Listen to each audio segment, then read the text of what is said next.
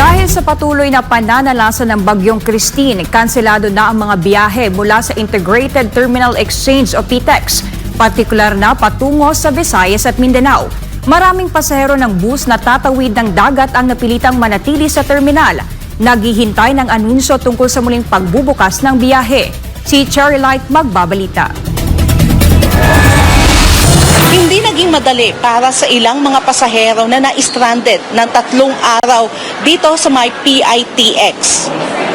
Si Crisola, pasahero na patungong Rojas City, ay isa sa mga na-stranded sa PITX. Wala na siyang matirahan sa Maynila dahil umalis na siya sa kanyang inuupahang bahay.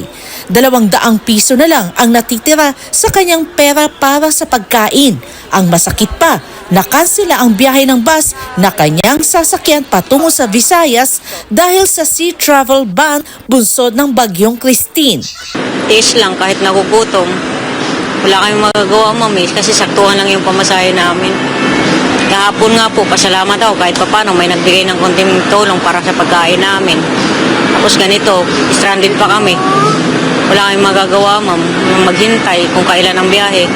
Naalala namin, ma'am, kahit man lang sa pagkain man lang sana namin. Gaya ni Crisola, desidido na ring umuwi sa kanilang probinsya sa Leyte si Mary Ann.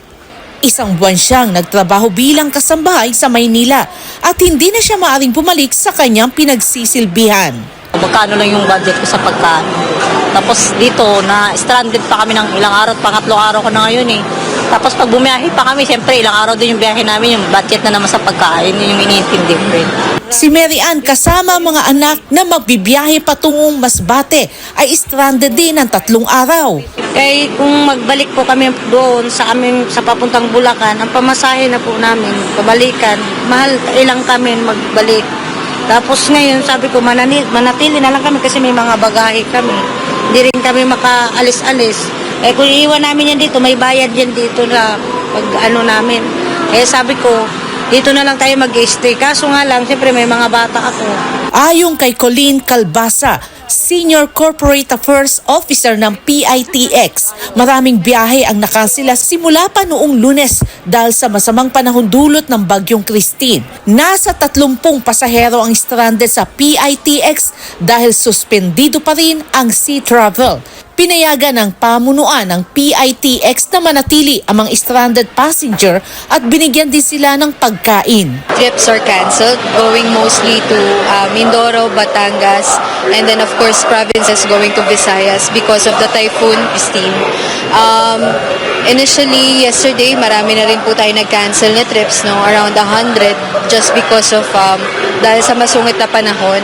Dahil mostly of our travels, aside from land, diretso po kasi sila ng sea travel, no? Crossing, going to Visayas. Sa kasalukuyan, nasa mahigit 50 ruta ng biyahe ang nakansela sa PITX at inaasahan pang tataas pa ang bilang nito bago matapos ang araw ng Huwebes. May paalala naman ang PITX sa mga nais na magbiyahe sa gitna ng umiiral na bagyo.